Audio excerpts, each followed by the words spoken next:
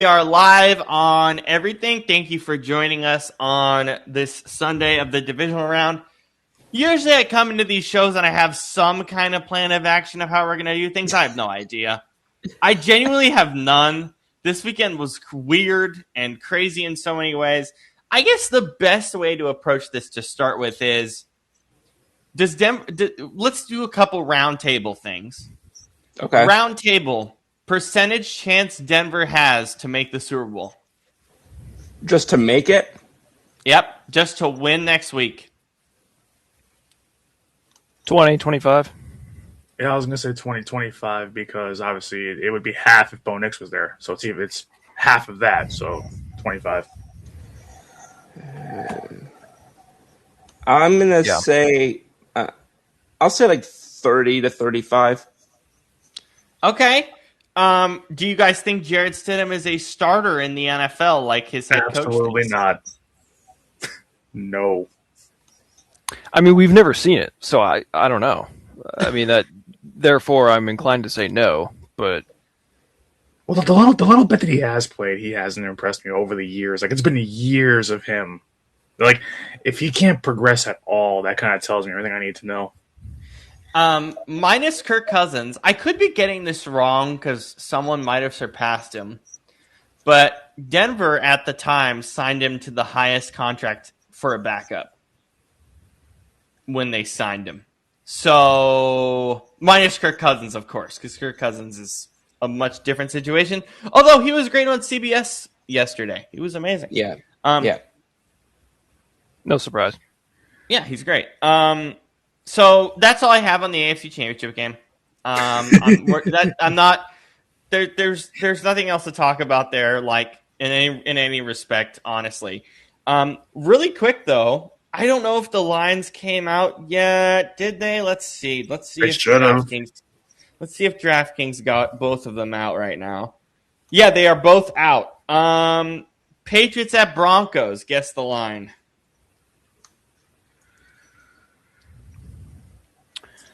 Patriots minus 9. I was going to go a little higher. I'll say Patriots minus 10.5. Scoopy. I'll say Patriots minus 7. Patriots minus 5.5. That's it?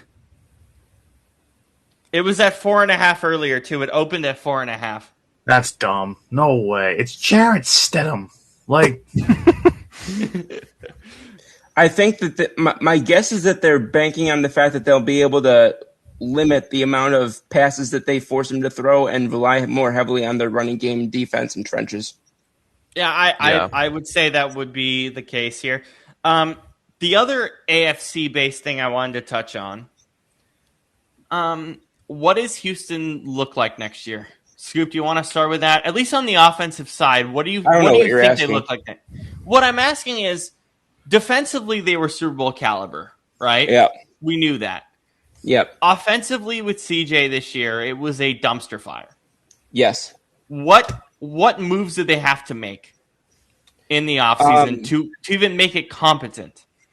I'm definitely bringing in at least a veteran backup this offseason to upgrade on Davis Mills.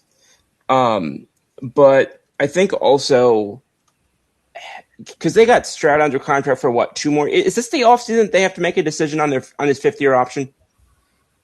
I will double check that. I believe so. I will double check that very quickly. But continue. Because this was his 3rd year, I think. So it might have been. I think it was his 3rd. So no, it's his 3rd. Yeah. No. But you have to make the decision a year in advance. So they do have to make the decision this offseason. That's correct. Yeah. So it just it's just so bizarre to me because it's very rare that I've seen, like, we see every few years. In fact, Denver actually was this team a few years ago when they had Drew Lock, where you'll just have a team that looks like they have a Super Bowl caliber defense and they don't have anything that you like or almost nothing that you like on offense. And it's just, you've got Schultz, you've got Higgins, and you've got one lineman that I like. So just with all of that being said, I think your draft is going to have to be almost all offense players.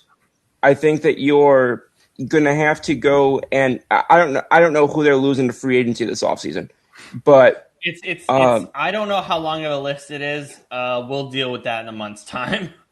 okay, but it's because you've got two corners that I like both their starting corners. I like their defensive line. I like their pretty much everything that their defense offers except for one of their linebackers. But again, I don't know how much of that is retained going into next season. But you've got to go and do the best that you can this offseason, I think, to allocate pretty much all your draft capital to pretty much every position I can think of except for maybe tight end. And it's just got to be a massive overhaul on that side. I don't know if they're going to make a change on anywhere on the offensive side of the staff, but I think it's additionally complicated by the fact that you have a defensive head coach. I don't know how much it's complicated by that, but I do think it complicates it at least a little bit. So I think once you have that, then I think that there's going to either be, if you're not going to make a change on the offensive leadership side of the ball, I think you're at least going to be looking to add somebody. Sometimes they can create. Sometimes you'll see a team create a position in an off season. We've seen teams do in recent years, and more quality control, kind of that type thing. Yeah. Things like that. We saw Miami do that with Vic Fangio a few years ago, and we've seen plenty of other teams do it. I just can't call any to mind right now. But so I think that's something that you'd really have to look into doing, because again, it's one thing to have it's one thing to have a young quarterback and you're just like, we got to get him some help. But your young quarterback has also regressed each of the last 2 seasons. And that's an even more difficult position to be. It's one thing to say, we got to get help and surround this guy with talent. But usually, even with that, you want your quarterback to at least have plateaued, or his regret or his positive trajectory has been stunted a little bit. You don't want to see him going actively in the other direction. And that's the situation they find themselves in right now. And I don't think that they would I don't think that they would consider themselves in a position where they would go out, and if somebody became available on the trade market as a starter, I don't think that they would look to go and create a quarterback competition. I think that there's a good chance that I might, just because of how he was so bad. But again, I think that because of the pride that teams have when they take guys early on. Let me ask this question: is their current regime? Is this the regime that took C.J. Stroud? Did they take him? Yeah. Okay. Yeah. It was their first year. Okay, because I know D'Amico was with them the first year too. So. It was D'Amico's first year too. They made the playoffs, so yeah, it was the first year. Yeah. Okay, just because I know sometimes the general manager who did pick a guy is more tied to him and is less willing to move off of him than if the guy was taken by a different regime. This was everybody's decision. I think CJ was unanimous in that group, if I'm not mistaken, at the time. Okay. But yeah. Shane, what are you noticing from a regression standpoint the last 2 years? As a guy who coaches quarterbacks at the high school level, what are specific things that you're noticing? Biggest thing, offensive line. It's just not there, And they gave away, who was it, their left tackle. That was really good. Tunsil, yeah. Tunsil, that was a dumb move. Stupidly. He went for a bag of chips. Yeah, and I still don't understand that to this day. Not at all. Because Stroud, I think, he throws a very accurate ball. And, generally, I think he makes good decisions. However, what I've noticed in the cold, he does not throw a very good ball. I don't know if you guys noticed, but it's very wobbly. It doesn't go very fast. It just doesn't cut through the heavier air like that. So, in Houston, where he's playing in a dome and it's 70 degrees in January, that's not a big deal. But, you look at the AFC, I mean, the teams that, like, the places you're going to be playing on the road in the playoffs, right? It's, Pittsburgh, Baltimore, well, maybe. And then, places like New England, Buffalo, like it's very cold places, so it's like you kind of have to Denver, right? You got to have you got to be able to do that. And I'm just not convinced that he can. But again, it all starts with the offensive line, because there are way too many times where he is trying to make something happen and the pocket's just collapsing. It's not like he's the most mobile guy. So he doesn't, I mean, he can move, but it's not, he's no Jaden Daniels or anything. So, so I think if you can get that more consistent offensive line, not only does it help him, but it helps the run game, which, if you can have a defense like that and a consistent run game, then CJ Stroud really won't have to do that much. And he can just do what he does best, which is, just sit back there comfortably and just play point guard, But I mean, right now he really can't do that. So yeah. Do you notice some similarities with what you just said to Seattle in any way? Yeah, except I think Darnold is, I think he's a much better athlete than Stroud. I mean, he's also not the most mobile guy, but like, at least Sam, to me, throws a much stronger ball, and and he doesn't, and he'll make mistakes, but it doesn't really seem to affect him that much. He's just kind of like, all right, well, on to the next one, and then but yeah, that was what we saw yesterday with the game against San Francisco. Is, I mean, people were saying, well, he only threw 17 passes. I was like, well, yeah, it would have been bad if he had thrown more, like, because, I mean, you see how good their defense was playing and how good their run game was going. It would have been stupid to throw more than that, Yeah. It's not because they were like, oh, we don't trust him. It's just, it's like, no, it wasn't needed. So yeah, follow the game situation. Yeah. Anything else on Houston, Brandon?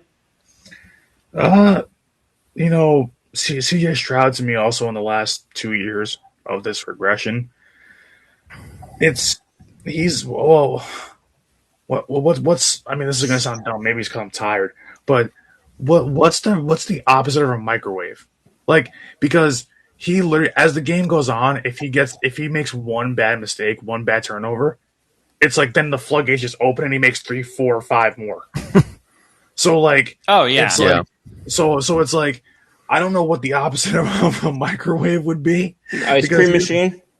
Yeah, basically he's an ice cream machine. Yeah, basically, or he's an ice maker. He's got the wrong kind of ice in his veins. But it's because it's just it happens every game. The last 2 years. Cotton candy, not ice cream. Yeah, because it happens.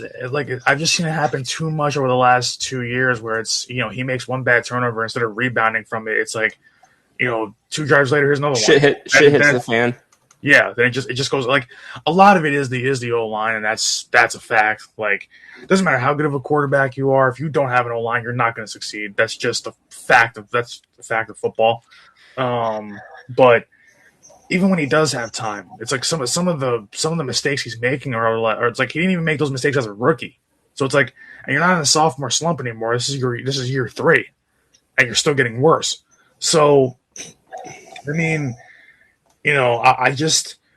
I look at him and I go and I'm like, I know the offensive line's gotten way worse. I know that the your weapons have gotten pretty much worse over the years, but not by much.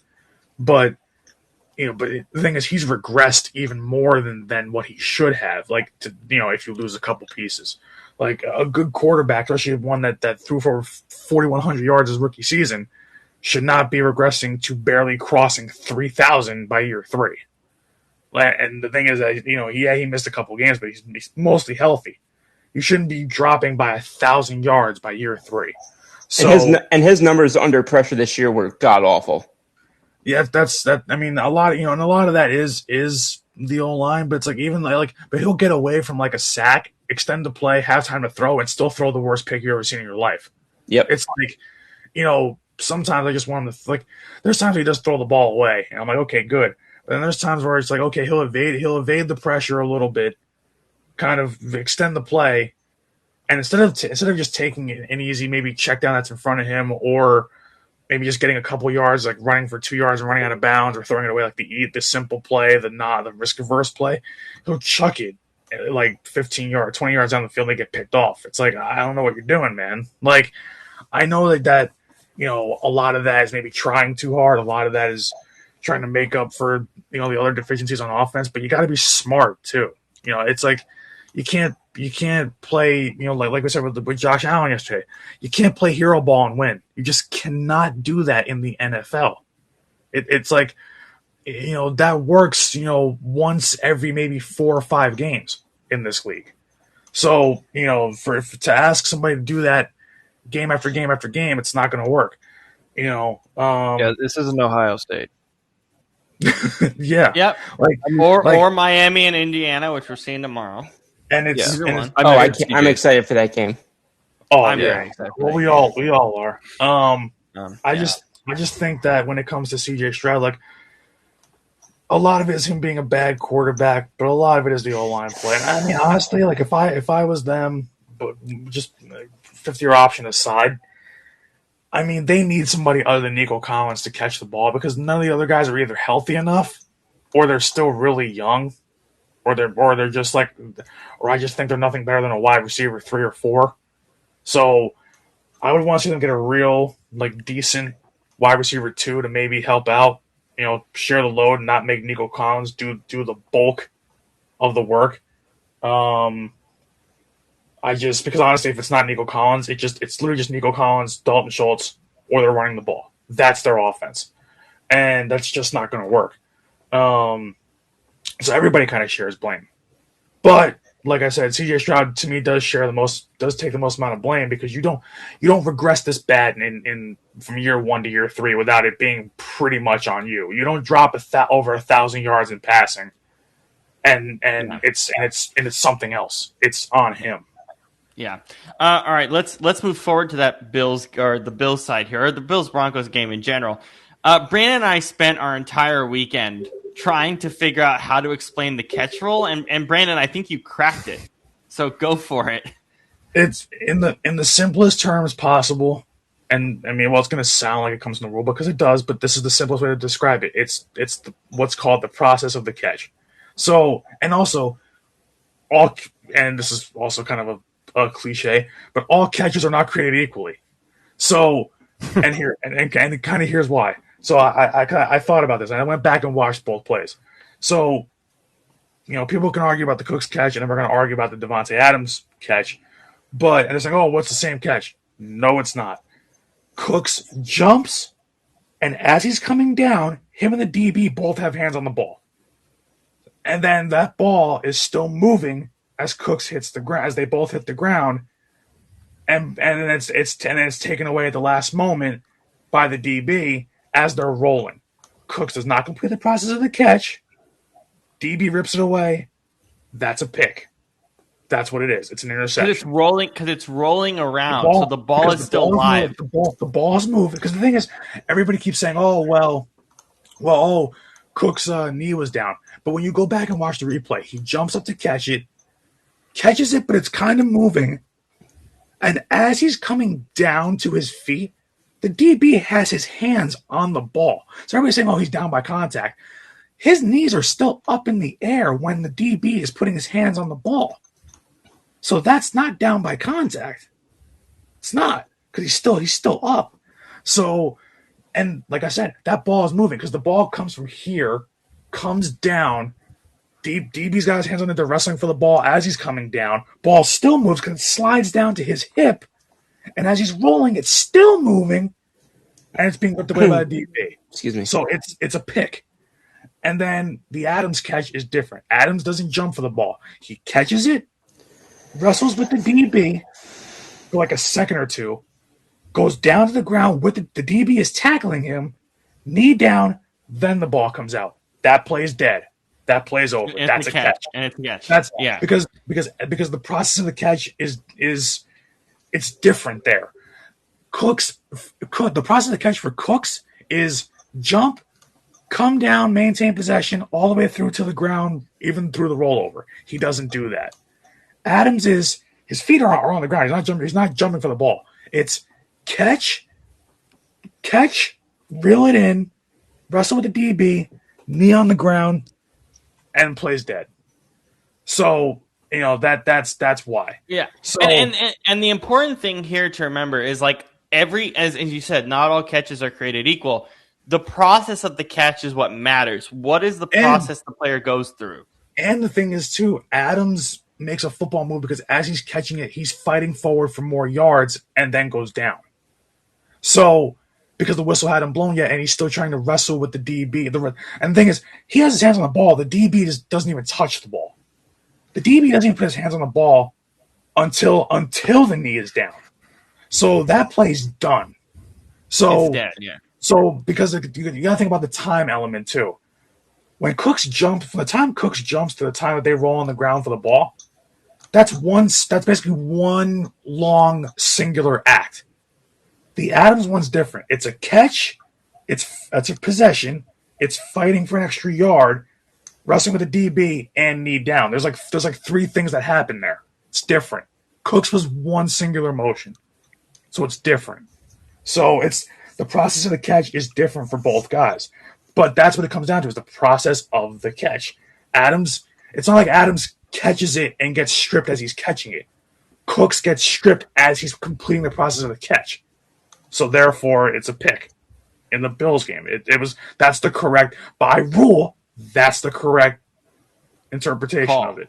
So yeah. And that's what people have to understand. I think people, first off, number one thing on Twitter last night, you cannot use still images to talk about a process of exactly.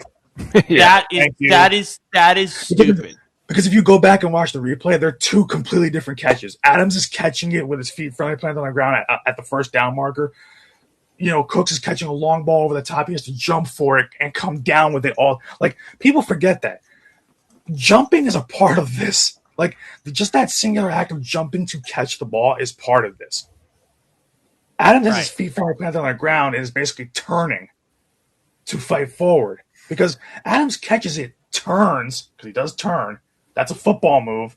Basically, Cooks never completes a football move because the whole act of him jumping and coming down with it is not a football move. It's just catching the ball. Adams the football move happens after. Exactly. And so Adams catches it, turns, and knee down. So that's the point too. We're talking about fighting for more yards. We're talking about 3 steps. Guy catches it, 1, 2, 3. The third step is a football move. So you can argue. This is the thing. I think people with a lot of the catch plays are arguing about the wrong thing. You can argue about the rule and say if the rule is wrong and should be changed. Yeah, I'm fine with it. There is some gray area, and there is there is some gray area. So, but it's the rule, and that's the point. And by the way, this rule was adjusted after the whole the whole Dez Bryant thing, because that created the football move situation. Yep. We never had that before. So him diving for the pylon in today's era of football that's a football move. It's a catch. It's a touchdown. So that is the reason for the change. I hope that makes sense. But that's why I hate when people are like, "Oh, I've been watching the game for 40 years. I know what a catch is." I'm like, but here's the thing. Like, a catch in football, the rule has changed so much over the years that it's like you have to go by what the current rule at the time was. The current rule in Des Bryant's time makes that not a catch. We can go back and argue it now, but it's crying over spilt milk. Who cares? At that time, that's not a catch. Case closed. Doesn't matter what you think of it now. At that time, not a catch. Same thing in this position. You have to go by what the rule book says. You don't like it? Yell at the committee for it, and maybe they'll change it. But then here's the thing. You change the rule, then we're going to bitch about something next year that goes wrong with the rule. So it doesn't matter. It never ends. And in my opinion, in my humble opinion, the football move thing, as weird as it is, I think you explained it perfectly, Brandon. To me, that is the right way to approach a catch. I love the idea of the process. I love the idea of we care if a guy bobbles it. Because if you're bobbling it, this is the NFL. We're going to let guys bobble catches? Like, are you kidding me? Especially with sticky-ass the guys. They have the stickiest gloves on planet Earth. I've had a rocket thrown in my hands by Adam several times. I can catch the damn thing one-handed. Like hell, by the way, with all these cold weather games, have you seen how many receivers are catching rockets with no gloves? They're just like, they don't care because there's no... Because you know what's funny at the end of the day, as crazy as it sounds, like we're saying how gloves are sticky and they are, you should be able to catch it because it gives you an added bonus, but also having your bare hand on the ball, it's the feel of the ball that also helps. You can feel it. Like, people don't realize that's important too, is getting into game feel. We talk about game feel in sports. That's part of game feel. So... Yeah. Scoop, does that help? Because I know you were questioning it. Does that help you understand it a little bit better? It does, yeah. But I also was just kind of, I was a little bit tongue in cheek with some of the comments that I was making, just because it just feels like there's always like I understand by definition why the rule has to be as, not vague isn't the right word, but it has to be sort of as up to discretion as it is. Because again, obviously there's a million different ways that a catch can, and a series of circumstances can manifest themselves, for what a catch is and isn't. But it's just like, for example, yesterday I want to say it was the Buffalo game, and there was the touchdown catch where I didn't think it was a catch because the guy didn't have 2 feet down in the end zone. And then I think it was Brandon who told me, no, he doesn't have to have both feet in the end zone. He just had to have one in fair territory. Yeah, because when he makes contact with the ball, when he first possesses it, the 1 foot's already down. The 2nd foot then crosses into the end zone. Yeah, so I thought both feet had to physically be in the end zone. No, because here's the thing. That's why the pylon exists. If you're past the pylon, you're past the pylon. I hate to bring this up because I know we're not going to talk about Philly too much, but that's why the tush push works. You just got to cross the damn pylon. Mm-hmm. Yeah. That's all you got to do. You just got to cross the damn line. Shane, does that make sense? Or for your purposes as a coach, is it like too convoluted for you? I mean, look, I coach in high school where we don't have replay or that's unbelievable any kind of that you don't have replay. Well, let me say this though. I feel like that call yesterday, you also got to realize how hard that is to make that call in real time. If they would have ruled it a catch, it probably wouldn't have been enough to overturn that. So yeah, no, I think the call, whatever the call on the field was, probably exactly stood. So yeah, everybody's like, oh, that's a catch, that's a catch. I'm like, yeah, because you're seeing it literally slow down to the 10th degree. Like, so of course you're gonna think that, but on the field in real time, like. Even I thought it was a takeaway in real time when I saw it. I'm like, oh, they went to the ground both, and then he ripped it away last second. That's what I thought. So I'm like, the thing is, in real time, one person's going to see it as a catch, another one's going to see it as a pick, as a turnover. The ref that ruled it said it was a turnover. Call on the field's going to stand there because it's not really enough to overturn it. So it's like, you know what makes it funny? You know what makes what you're saying really funny? And I think this is also important. I I saw everything. I saw the poll report. I saw what McDermott said. McDermott got pissed off because they didn't go to the monitor.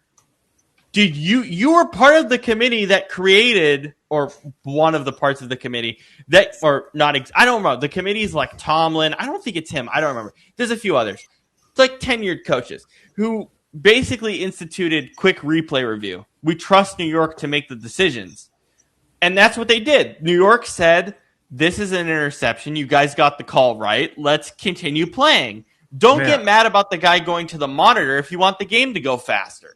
Well, Sean McDermott's the most contradictory coach in football. He cried over the tush push and then beats people over the head with it all season long more than we did. So don't cry about stuff like that. No one cares. You're a bum. We'll get on Sean McDermott with Scoop in a second, but Shane, do you have any other thoughts? Because that's a good thought that you don't have replay. We don't have replay in Washington State high school football, which to me is insane. Yeah.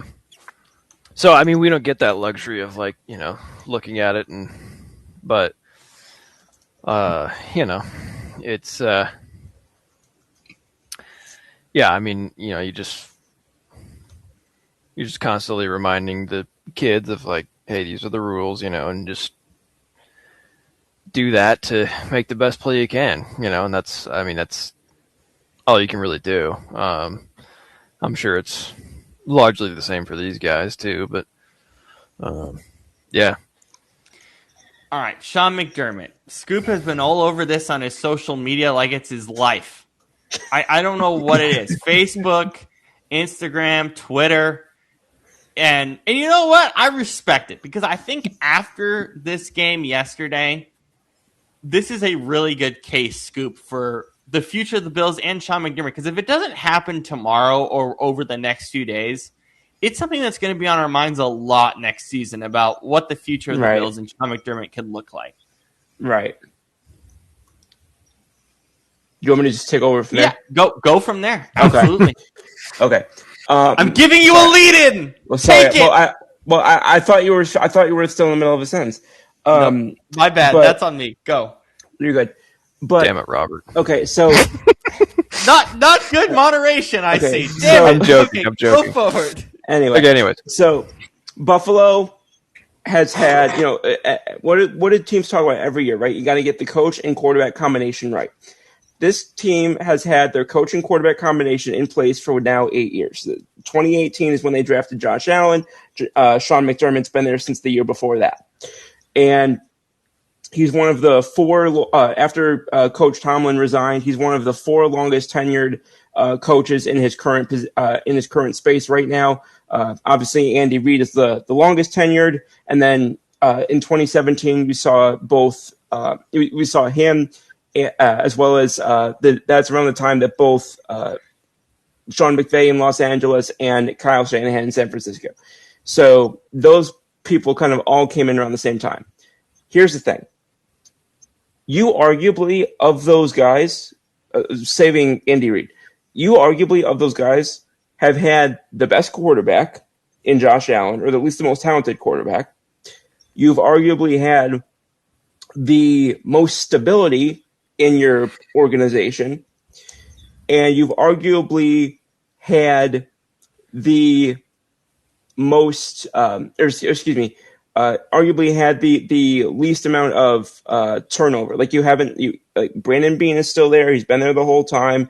There hasn't really been a lot of transitioning. Even coordinators, they've lost a couple of coordinators, but they don't go through nearly the turnover that a team like the Rams does or a team like the 49ers does. And so with all that being said, yet San Francisco under Kyle Shanahan, 2 NFC championships. Sean McVay with the Rams, a title, and been to other Super Bowls. And the biggest moment in the playoffs of Sean McDermott's career with the Bills is getting a rule changed from the AFC Championship because your defense went out there and couldn't get one stop. I will say that that's the biggest impact you've had on the AFC Championship thus far in 8 years, with Josh Allen as your quarterback, with a pretty rock solid top to bottom, structure, and there is just a consistent excuses or this, that, or the other. And 1 year they had a really good defense at one point. They had a really good trenches at one point. They obviously don't have Stephon Diggs anymore, but their running game seems to be finally on the upswing, but not just with James Cook, but with Gilliam also. But it always just seems like they can't put everything together. And at some point, you have to start asking, why is that? And too often, the questions that need answered fall at the feet of Sean McDermott. This is a coach who has coached longer at his position than anybody else, who has not achieved the same things that he has, other than Matt LaFleur, and Matt LaFleur has not had the fortune, if you want to call it that, of GM stability and a top 2 or 3 quarterback talent during his whole tenure in Green Bay. Yeah, I apologize for interrupting, Scoop, but funny enough, as you said that, I immediately went, that is the greatest rule change of the last 10 years of the NFL, funny enough. So at least Sean McDermott made some kind of positive impact there. But the other piece of this, Scoop, that I think you're missing that I'll have you add on to, don't you think it's a little weird, because you mentioned the overtime thing, we just talked about the catch rule. Don't you think it says something about Buffalo that most of their games end in some kind of controversy? You put yourself in that situation in some way. Well, it's just, and again, it's tough because we've seen that happen. There's been other teams that have had that happen. The Saints had that happen a couple times in a row. The Vikings had that happen a couple times in a row. As far as the playoffs, going back to the beginning of this decade, the end of last decade. So, obviously there is something interesting to be said there. But again, there are, at least for the teams that haven't been able to get over the hump, San Francisco, for example, for at least those teams, they at least have gotten to February, and in at least one of the Super Bowls have played well enough to win it. It just happened that one thing went the other team's way, or one thing or another. But again, the biggest impact that the most impactful moment that you had in the AFC Championship thus far was because your defense couldn't get one stop. You got a rule change. Congratulations. Every team has to feel the defense in the playoffs. But I'm not entirely sure what continues to buy him goodwill year in and year out. I don't think he's a quote unquote bad coach, and I think that he can get a job elsewhere if he is not in Buffalo, at least as a D-cord. But it's just, I've seen coaches fired from a lot less, and having been places about as long, and having accomplished more on their resumes than he has. And I understand that Buffalo, going back to the days of, not even just Dick Duron in the late 2000s, but going back to the Marv Levy and all of that. I understand that for a while the standard wasn't particularly high. The standard's been raised now. The standard's been raised by Brandon Beane. The standard's been raised by Josh Allen. The standard's been raised by the Pagula family in the ownership. And I think that you are contradicting yourself with that standard by saying we're going to keep running back this coach who, in AFC Championship appearance, has been his ceiling. Josh Allen is a good enough quarterback to at least get to one Super Bowl. I don't know if he can win it because I think he plays way too, Brett Favre-ish at times, but he's good enough to at least make one Super Bowl in his career, and we've not seen anything that indicates Sean McDermott can be that coach. Yeah, and Brandon, I think we saw the emotion in the locker room after the game yesterday. Very, very emotional. And really the reason for that, not only as Scoop has showcased, but the reason for that is because this was their best chance. I mean, let's not sugarcoat it. It was. We said it all year. Like with how wide open football was in general, but for the AFC, we said, oh, it's pretty clear, especially once Joe Burrow went down with his turf toe thing and whatnot, and their season was pretty much done, and Lamar was hurt all year. Like, you didn't have to deal with Lamar, you didn't have to deal with Joe Burrow, you didn't have to deal with Mahomes, you didn't have to deal with any of those guys in these playoffs.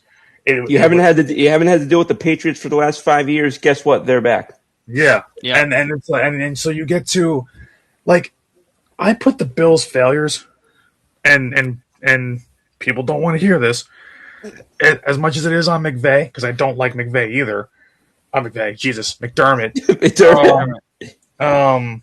As much as I put a lot on McDermott, and because he's a defensive-minded head coach, and their defense always collapses in playoff games when they need it the most, so a lot of that's on him. It's also like we talk about the quarterback-coach combination. So McDermott fails from a defensive standpoint every playoffs and some decision-making reasons, and Josh Allen fails to make the big throws when he needs to. How many times do we see Josh Allen need to, like, I can give you plenty of examples of when Josh Allen has missed a wide open game-winning throw. Everybody's like, oh, poor Josh Allen. How the hell? I'm so over that. How does a guy who turns the ball over 4 times in a playoff game, and we're saying poor Josh Allen? He gave the team like a free 17 points yesterday. So what are you talking about? And the thing is, when he had a chance to win the game, he overthrew the tight end over the middle for a touchdown to win the game. So I'm tired of hearing poor Josh Allen. But on the flip side is when Josh Allen does usually step up, that defense collapses. So it's a double-edged sword. It's either Josh Allen's going to blow the game, or Sean McDermott's defense is going to blow the game, or sometimes it's even both, like it kind of was yesterday. It's like do you guys ever play that game when we were younger? It was, I don't remember the name of it, but you had a mallet and there were like those little animals that popped out. Whack-a-mole. Whack-a-mole, yeah. Whack-a-mole. That's basically what this team is once you get one of those guys down, something else is popping up way over here. My biggest problems are just, it also, McDermott's been here long enough, and James Cook has been here long enough. What do we say all the time? They for some reason they take their foot off the gas and they don't use them enough down the stretch of games like they should be, because it's like this guy could have his final stat line could be 24 rushes. I think it was 24 rushes for 100 and something yards yesterday. It was good enough, but 10 of those rushes were big game. He had a big first half, and the second half you're running him into a brick wall instead of finding different ways to get him his touches. It's he's ending up with more touches in the second half, but it's the lack of creativity in the way you're going about it in the second half that makes me angry. And then a lot of times too, he had I counted it. It was 10 carries in the first half, and he had 14 in the second. So yeah, you have more carries in the second half, but it's not the number of carries. It's when you're also giving him the carries. So it's a lot of that is coaching decisions, and a lot of it is just not simply just not putting your guys in the right positions to succeed, and that falls on McDermott. And then Josh Allen, because they don't know how to use James Cook, and that falls on McDermott.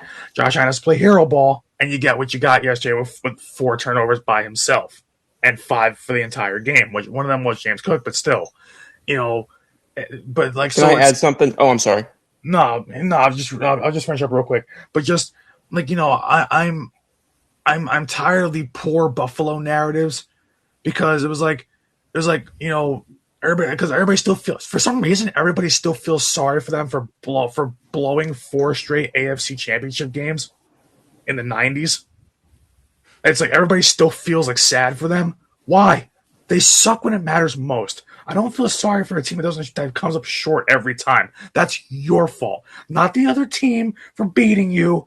Not in Buffalo, everything is everyone else's fault but their own, and I'm tired of hearing that. Yep. Yeah. Anything else, Scoop, before I go to Shane on this? Well, I was just going to add this as well. So we talk about the throwing picks and whatnot.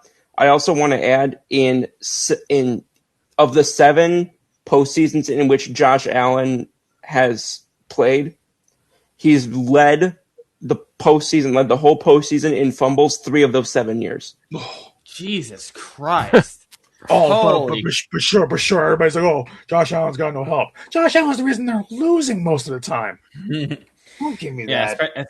especially yesterday. Shane, I see you thinking over there. What's your thought process on the whole McDermott, Allen, and just where Buffalo is at going into the 2026 NFL season? Yeah. I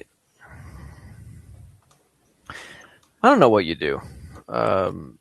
Because I mean really, as far as personnel goes, you got to upgrade in the front seven for sure. Yeah. Defensively, that is. But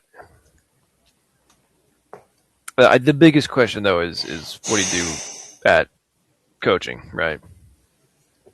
And I think with Sean McDermott, you have a high floor, but there's definitely a ceiling. That's become very clear to me and to everybody in the last couple of years, And it's not going to get easier because New England is back. They're doing really good. And, it's just the problem is McDermott has such a defensive and conservative mindset, football speaking, that that's why we get in these situations a lot where he's just like, okay, Josh, go play hero ball, because he's just like, I don't know. And so I think, because I mean that, six straight playoff appearances, and an MVP quarterback. And 7. It is 7. Okay. Yeah, it is. In multiple, loaded rosters, yet 0 Super Bowl appearances. Not even wins, just no appearances. I mean, dude, Zach Taylor in Cincinnati could do that. He got one with no O-line. Yeah, with the worst O-line we've ever seen in a Super Bowl ever. Which is once again why I don't feel sorry for the Bills. I mean, this is a team over the years that's had Stephon Diggs. They have James Cook.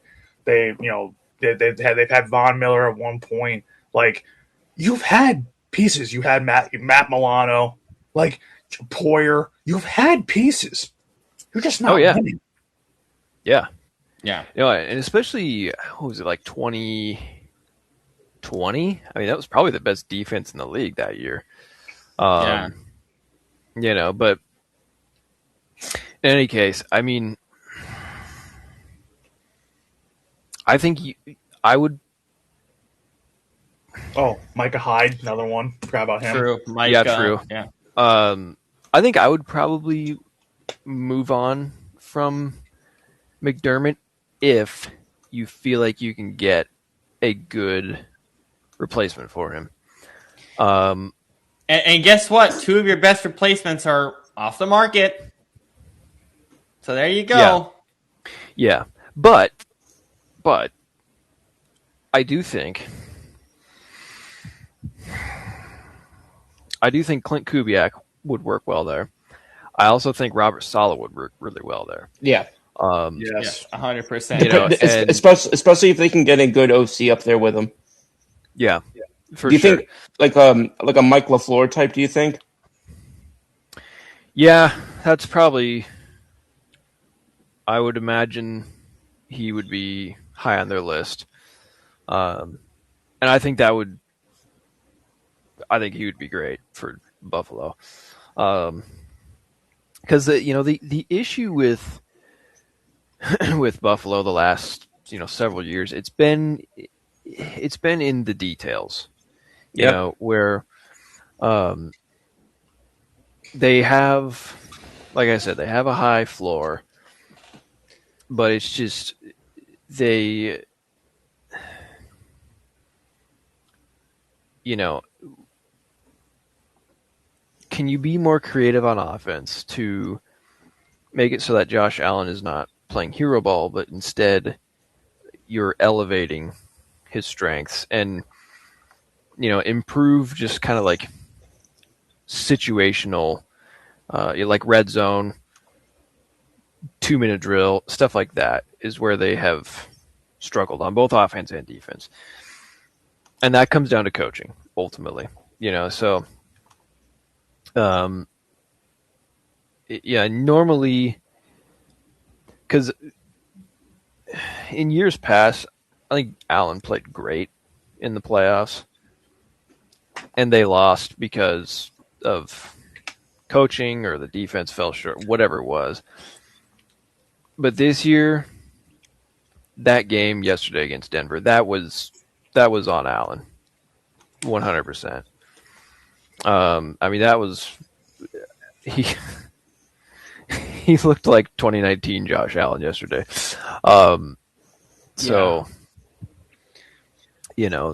Which is not it's not great, but so I don't know. I mean, I think you move on probably just because at this point I think we've seen what we're gonna get out of McDermott, and look, I think he was a great hire at the time, in 2017, because to his credit, he did take a dumpster fire of an organization and turn them around and got them going on the right path. But I think maybe he's hit his ceiling, and so I think now it's like you've got this talented quarterback still in his prime. You got to take advantage of it. So, we'll see. All right, let's finish up with coaching before we have Shane overview the spectacular Seahawks defense and what they might do against the Los Angeles Rams next Sunday. Falcons, we got the Falcons, we got the Giants, and we got the Steelers with very interesting moves over the past week. Scoop, anything you want to kind of start with in telling us about those situations, or would you like us to kind of roundtable that, or what are you thinking for those three? Yeah, so just want to make sure I just want to make sure I heard you correctly. You were talking about the Falcons, the Giants, and the Steelers. That's what you said? The Falcons, Giants, and the Steelers. I think those are the three most interesting situations as of today. We'll see what happens next week. Yeah. So the Giants. So that was the first. Now, to be clear, for those who are listening, if you haven't seen it, the Steelers' job has not been filled as of yet. The Steelers parted ways with Mike Tomlin earlier this week on his accord. He is expected to take about a year off from coaching, and then perhaps might do a Sean Payton type thing and get back in. I have heard rumors that he will be going to Fox, so taking the exact Sean Payton route again. They will have to trade him. The Steelers will have to trade him. Right. They have his rights still. Right. So there's that. It's still. I mean, obviously they are the team that is still the quote unquote earliest in their interview process because they were the team that parted ways with their coach the latest of the 9 teams that did. But they are right now still going through some of those things. Today, as recently as today, they were interviewing Brian Flores, and then, they've kind of looked at a mixture of guys. It's not they haven't just been looking at defensive guys. That has been sort of the lean in general, but they've also looked at some offensive candidates as well. I believe Clint Kubiak was one of the guys that they looked at. And then as for the other 2 teams, the ones that have filled their vacancies, the Giants were the first one. John Harbaugh, the new coach in New York, on a 5-year deal. And then also on a 5-year deal, the Falcons got the former Browns coach, Kevin Stefanski. Both of these, I think, were pretty well considered and pretty strongly rumored for a good period of time since both of those guys became, if you want to call them free agents. since both of those guys became available, I think that those respective teams were kind of viewed as the logical fits for them for a while. Both guys met with different teams, and then apparently we just found out today that Stefanski was slated to have a meeting with the Las Vegas Raiders, but he, I guess, decided not to take that meeting and ultimately decided to take the Falcons job. But when your owner is making you steak, of course I'm going to go to it. Yeah. Really, I loved. I honestly, when I first read that, I thought that it was like a meme page. I thought that was like not real. And then when I realized it was real, no, I realized that, and when I realized that, I was like, "Shucks, I would have taken that job just for that." Exactly. But no, I look forward to seeing that. I look forward to seeing what he can do with Bijan Robinson. I don't know if Kyle Pitts will be back there, but if he is, I look forward to seeing what he can do with there. I think that offense is just, we've said this repeatedly on this show, that offense has just had more pieces than we ever got the teeth of what they could be actually in performance. So I'm hoping we'll see some more of that. I'm hoping we'll see some more teeth from them this year. But yeah, I thought both were slam dunk hires. I was a little surprised because the John Harbaugh thing, there was a hang up there for a couple days. It was a week. It was a week. It felt like, right? Was it a week or was it like 4 days? No, it was 3 days. It was 3 days. Yeah. It felt like a week. That's what it felt like. But there was a lot of speculation that that a lot of that was based on sort of what the role would be of Joe Shane going forward, because with the contract at hand, John Harbaugh is going to essentially have final say on personnel matters.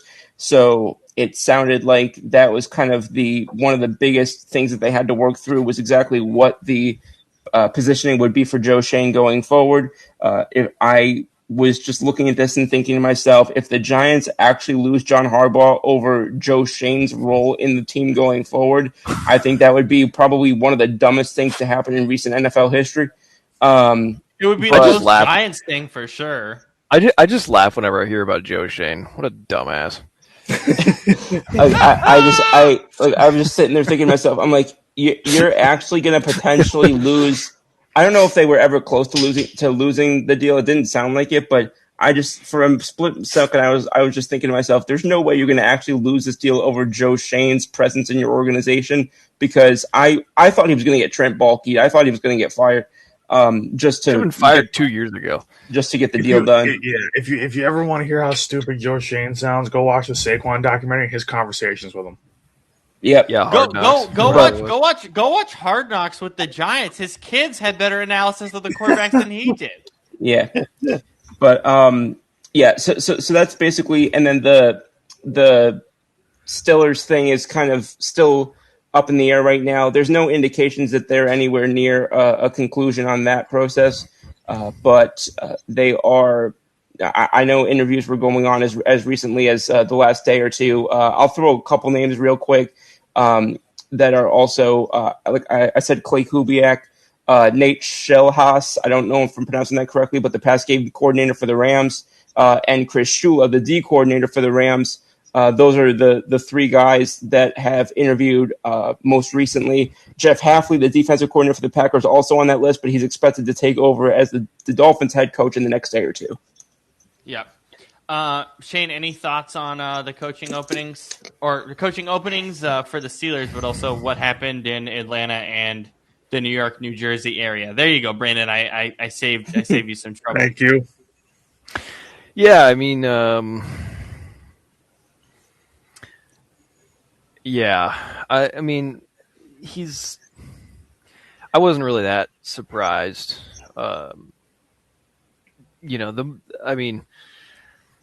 Harbaugh taking the New York job, I guess I was a little confused as to why it was his first choice, but like, I get it. After some time to think about it, I guess. Which, by the way, I'm not going to go into this too much, but I loved the presser that the Ravens owner Steve Bisciotti did. Yeah. Oh my God! It was so stupid. It was so stupid. I love the part. Never put that guy in front of a mic ever again. I love the part where they said, "Oh, if John Harbaugh had won the game against the Steelers, would he still be the coach?" And the guy just goes for another week. And like doesn't crack a smile, doesn't break eye contact. He's like, he has like "Did you hear what I said?" Like cracks open a sip of water after that, right? Dude's like a mob boss just sitting there. You know what I think. You know what I think was funny. Yeah, we heard stuff that he fired him over the phone. They had like a 4-hour meeting. Him and Harbaugh before he got. They had like a 4-hour meeting just debriefing everything. Yeah, my understanding was that they had the 4-hour meeting, and like that's where they realized things were, rocky, and then the firing came after that. Was my understanding. The phone call came after that. Yeah. That's what I saw. Yeah. So, but anyways, I mean, we'll see who Baltimore gets. I think Jesse Minter would work there. I think Robert Saleh would be great there. I think Robert Saleh works a lot of places. Yeah. I'm high on him, obviously, but guess what? He got a bad draw because he was the damn head coach of the New York Jets, and the Jets don't know how to do anything. So we'll see. Yeah, here's the key. I mean, realistically, right now he's the defensive coordinator of the 49ers. I just want the guy out of my goddamn division. Thank you. Yeah, that's exactly what I was thinking. I'm like, the only reason that Shane is high on Robert Saleh is because he wants him out of there. But I mean, Seattle did, kick their ass yesterday, so I guess it's fine. Mm-hmm. But yeah. I'm not gonna dwell on that. No, anyway, so and then Stefanski. Oh my god, that reminds me. Can I tell a story about what happens in our local neighborhoods, Shane, when the Seahawks win a playoff game? What are you, Mr. Rogers? Okay. So what ends up happening? So we have a ring, or at least at my house, we have a ring alarm system. Yeah, and I'm gonna be okay. I'm gonna be honest. The people in this local area that do not watch Seahawks playoff games are plebs. They're idiots. Like they're general idiots. Like why? First off, you live in this area. Your team is a Super Bowl contender, and you're not watching the game. Get the hell out of here. You're not a. It's like a religion. Move to Canada. Get out! Yeah, move. Go support Portland. My dumb Vancouver Canucks, who are awful right now. So what ends up happening is a bunch of these heads on the ring alarm, because obviously it's supposed to be fun. We win a blowout game. There's fireworks for like the next 15 to 20 minutes, right? Sure, that's great, right? That's what it should be. And then on the ring alarm it goes, "Did a bomb go off? Did someone shoot a gun?" It's like, no, the Seahawks won. What are you talking about? Yeah, rain. Let's see. It's Sunday night at 8:30 p.m. What could that be? What could that possibly be? It's our weekly purge shooting. Great. That's why I love the ring alarm. It's like what the hell? You ever seen like, there's like motion detected at your door, and it's a meme. So it's like someone's like shooting a tank. Like a tank is rolling towards your door. It's like, oh, that's the motion. Like, yeah, like Riley, listen, it's not perfect. It's just gonna tell you the very, very basic thing that's happening at that moment. Like, it's up to you to decide to protect your house, not the ring camera. I'm gonna say this for Brandon and Scoop's own joyous effect. Can you imagine the ring camera at Kevin Padullo's house? Oh my god! There appears to be something blocking your camera. Oh, it's an egg. It's an egg. Or it's the positivity rabbit. The other. So I don't know. God. Like, could you imagine people's ring cameras going off like after the Super Bowl in Philadelphia? Yeah, that's where I thought. There's motion detected at your front door and someone climbing a greased pole. That's where I thought Rob was going with that originally. No. But genuinely, can people not tell the difference between a firework and a gun being shot or a bomb? Like the ring camera is designed for that.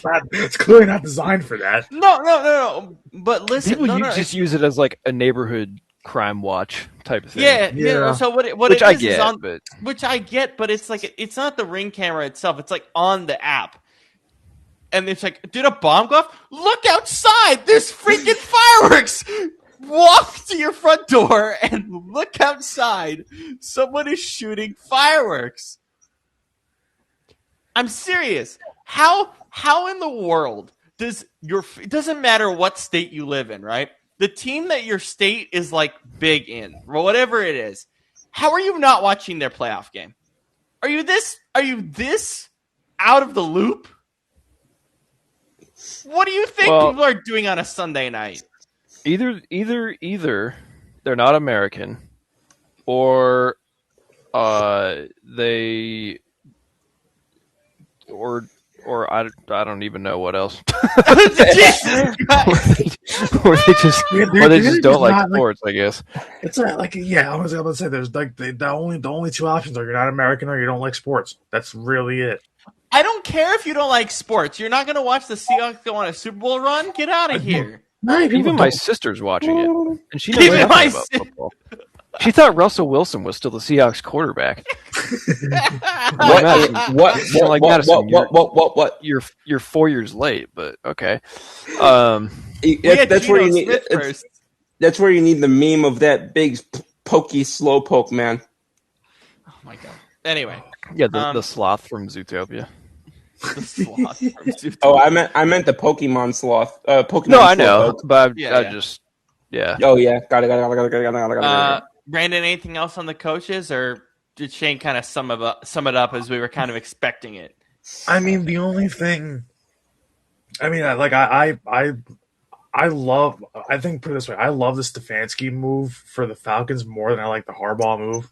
Well, that's kind of obvious because the Giants suck. But I mean, you also don't want them to be good in your division. That's the problem. No, I kind of do because football as a whole is better when the NFC East is better. Yeah, exactly. Because the NFC East it's more fun when your division is better. Yeah, but especially in the NFC East for the last 25 years to not, for them to only have a repeat champion, once, twice, and have it be only one team. But like the fact that every year it's been pretty volatile for the NFC East, and every year the NFC East, football does better when the NFC East kicks the crap out of each other. Yeah. That's just kind of it's there's a whole thing about the NFC East. I think has the most. Isn't it the NFC East has the most Super Bowls since 2000 or something like that? Because we have 4. It's got to be because the Giants have 2 and Philly has 2. Yeah, and I think it's the most Super Bowl appearances. Unless you count the AFC East, because with the Patriots, they have 6. I think it's they're tied. I think with or I think it's something it's the only division, or I forget what it is. It might be appearances because we've got the 2 losses, the one to Kansas City and the one to in 2005 to New England. We have 2 wins, so that's 4, and the Giants have 2 more. I think, or it's the most teams, I guess, with playoff it's something like that where it's a successful division the last 25 years. It can't be the most teams though because Washington and Dallas have not done anything after the.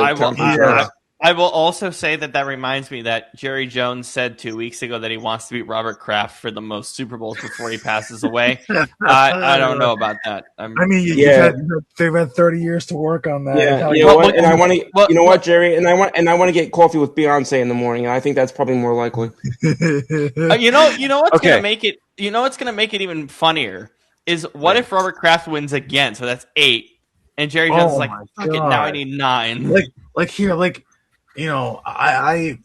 I look at those 2 senile old men can battle it out till they croak. But they will. Well, yeah, I know they will because they're stubborn. But I look at these coaching hires. That was my original point. Was that the Stefanski thing makes sense. I've always liked Stefanski as a coach. Like I said, 3-time coach of the year, got the Browns to the playoffs. But giving him, as of right now, because the roster could change, but as of right now, giving him a roster of Drake London, Kyle Pitts, like we're saying, Bijan Robinson, a decent enough O-line, a really good defense, giving him that kind of roster, basically having a semblance of an offense, because you had the defense in Cleveland, but you didn't have any offense. Now you kind of have an offense and you have a defense, so it's better. He's in a better spot. And, he's going to – the thing is, he turned water into wine in Cleveland, so I expect that in Atlanta. But the Harbaugh thing to me, and I said this to Giants fans, you're going to love him because nothing can be worse than what you've already had. So he's going to be better than anything you've had in the last 10 years. But the problem is what you're gonna kind of see his shortcomings are is clock management. Clock management is a big problem with Harbaugh the last 10-ish years. That's been a huge issue for them late in games. We just saw it against the Steelers.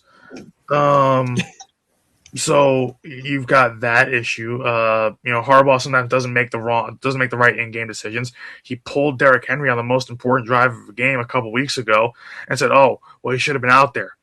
It's your call, dumbass. like you're saying, he should have been out there. Hello, you're the head coach. All right, okay, sure, Harbaugh. So some of his decision making is very questionable, and clock management's bad.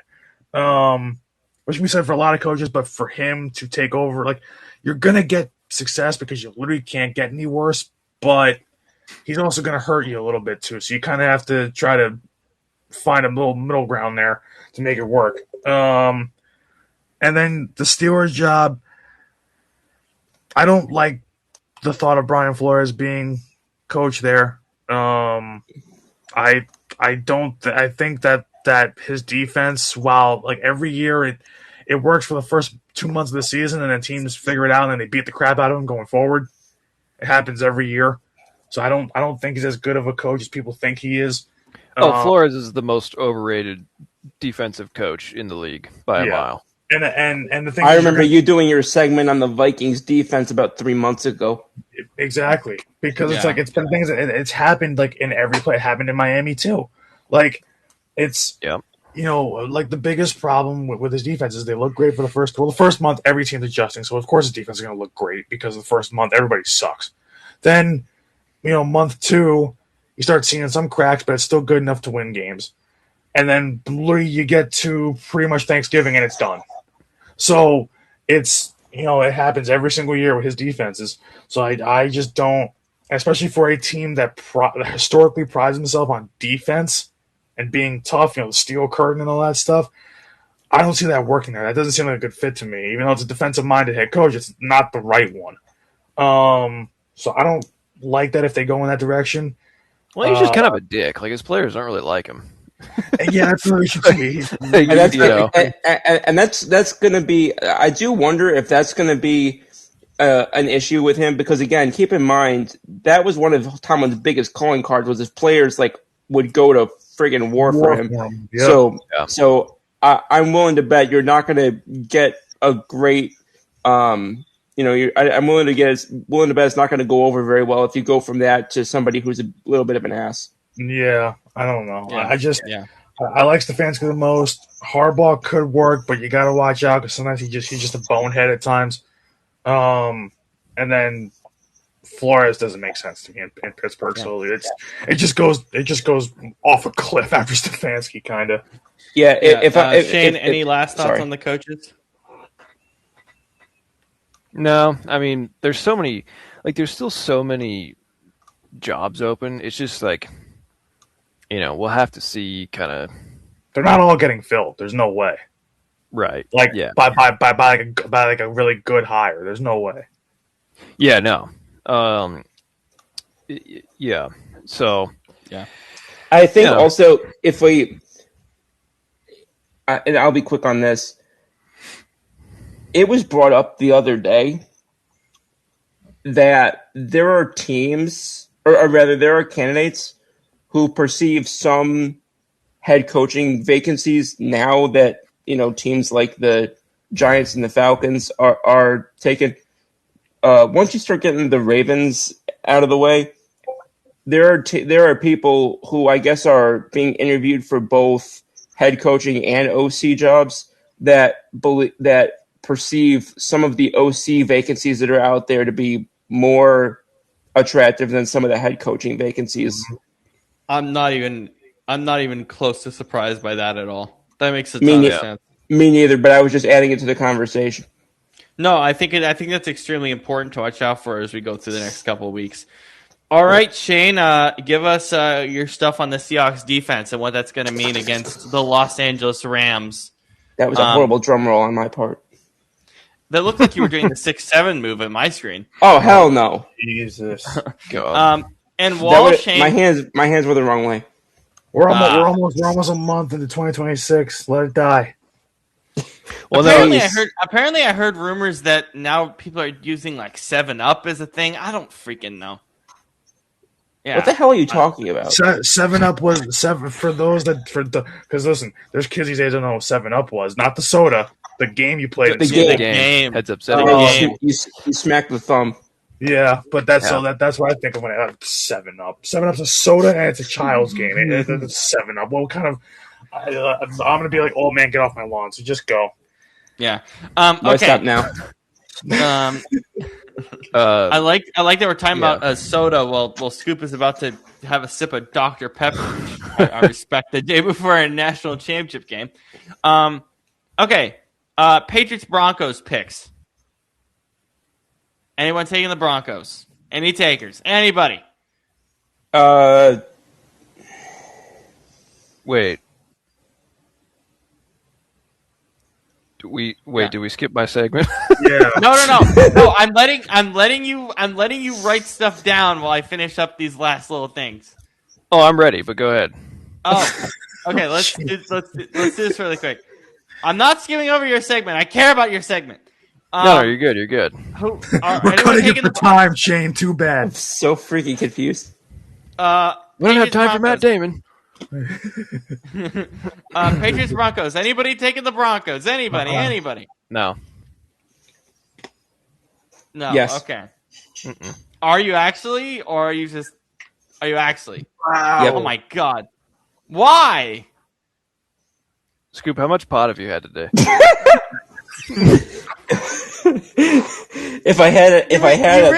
You realize you messed up the Texans one bad. Yes, I'm aware of that. I didn't realize that CJ Stroud was going to have literally the worst quarterback game in the playoffs I've ever seen. Do you think? I think he just hates. I think he just hates the Patriots. Fare Patriots. better.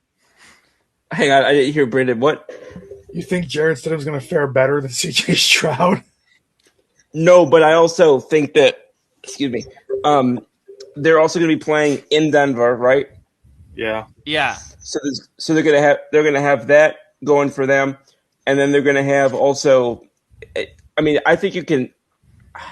I don't know how you would say like which defense is better between Houston and Denver. I think it depends on what you're like grading it on. But New England's better than Denver by a little bit. They're close. It's very tight. Well, the Broncos Yeah. scared me. The Broncos scared me because of what happened with Josh Allen they turn the ball over 5 times and you still give up 30 points to the Bills. Right. yeah, it's I keep going back and forth. I'll stick with the Patriots for now, but there's a part of me that really wants to say Denver. Rams get it. Seahawks. Who are we taking? Before I give you guys the line. Seattle close. Seattle by 3. Seattle just because they're home, 12th man, and the defense is better. And because the Rams, if the Rams secondary is going to give up a freaking Hail Mary prayer ball to Caleb Williams, what do you think they're going to do with Rashid Shaheed, Cooper Kupp, JSN, etc.? So in a playoff game, not the regular season doesn't matter now. Playoff game, And more healthy now. So exactly. Yeah. Scoop, are you zagging again, or potentially zagging? I mean, I took the Hawks in everything that we've done so far. I'm not going to stop taking them now. Okay. Guess the line. I'll say Seattle minus 1.5. Remind me, where's this game being played against? Seattle, Yeah. right? Seattle, it's 1 seed. Yeah, Seattle. I'm going to say Seattle minus 2.5. Seattle minus 4.5. Seattle minus 2.5. Brandon finally got one right before the season is over. I got like 2 or 3 others right this season. Yeah, he's gotten a couple of them done. Got a couple done. Last National cha- year was better. Last year was better though. I had like 90% of them right for some reason. National championship picks. Anybody taking Miami at home? No. Nope. No. If Carson Beck sucks against Oklahoma, he's gonna suck against Indiana. Not Oklahoma. Sorry, Ole Miss. I think Indiana is going to win by 3-4 touchdowns. I think that Personally, I said whoever won our game between Oregon and Indiana was going to win the whole thing. I even think if we would have won that game, I think we smacked Miami. So probably. yeah. Indiana's bigger. They're faster. They're stronger. Better quarterback. Just better talent at every level. If they lose that game, it's just because they're going to make like 17 mistakes. Yeah. Yeah. Scoop, are you taking Miami in Miami? I wish that I had something like some sort of job as like a publisher or an editor or something, because the amount of "Who's your daddy" headlines that I could make the next morning, I've got Indy going and all. Yep. We did. I think we did the line when it originally came out. It is still Indy minus 7.5. Yeah. Regardless of Miami playing at home, the tickets are ridiculously expensive. Watch on TV. What else is new? Shocking. Yeah. All right, Shane. Let's finish up by you talking about Seattle's defense and what they could do to the Los Angeles Rams next Sunday afternoon. Put Matt Stafford. Yeah. How they The can put Legion Stafford of in a Doom. wheelchair. Doom. Dr. Doom. No, so it's Yeah, look, They're called the Dark Side for some reason. I don't know what in the Batman they decided to call that defense, but okay. that's Star Wars, but Is it? Oh, Dark. I thought. Well, Dark. Okay, that is the dark Star Wars, side. you're The right. dark side is Star Wars. Yeah. The Batman thing comes from just Not that Batman I would being know. dark. Well, Just, there is a dark side in the DC universe. He's a bad There guy. is a little bit. True. Yeah. Anyway, whatever. Anyways, Whatever. All right. yeah. Oh my goodness gracious! I am so No, disoriented. that's what they call it. We themselves. we screwed up Scoop's pop culture mind in the last 50 seconds. Well, wait till We the will off handle season. Wait till after the Super Bowl when we get the pop culture pod going. That's gonna be so much fun. Yeah, I it is. figure- Except I I fig- think I just went cross-eyed during that segment just then. I figured out the name for the podcast. Oh God! I got it. What is it? Scoop's Street Smarts. Is that too complicated? We could work on that. Well, All right, We so can work on it. We can work on Yeah, it. We can work let on it. Shane talk about his Seahawks. He's been waiting long enough. Yeah, really. Yeah, let him go. Let him go. so I want to touch on why they are so dominant lately on defense, and it's not necessarily their personnel. I mean, they have good players, but it's not like they have. When you look at their defense, I mean, they don't necessarily have any like stars or but they're Ernest really well Jones is an all coached. pro. Ernest Jones is an all pro, though. I mean, yeah, Somehow. but So undeserved. I would say he Not deserved over, it, but not not over over Not, Bond. not But- over Bond or the rookie. Schlesinger. Schlesinger was better. Anyway, but- continue. Jordan Brooks, who was an All-Pro, doesn't deserve it in my opinion. So I feel like Jones and Bond should have been in instead of him. Anyways, Yeah. so so what Seattle does that's very interesting is they are almost always in a nickel or dime formation on defense, meaning they have 5 DBs or 6. Okay. No matter what the offense comes out in. As you can see here, offense is in 21 personnel. They got 2 running backs, 1 tight end. And this was a play that they ran last night, that the Niners ran. But they were unsuccessful.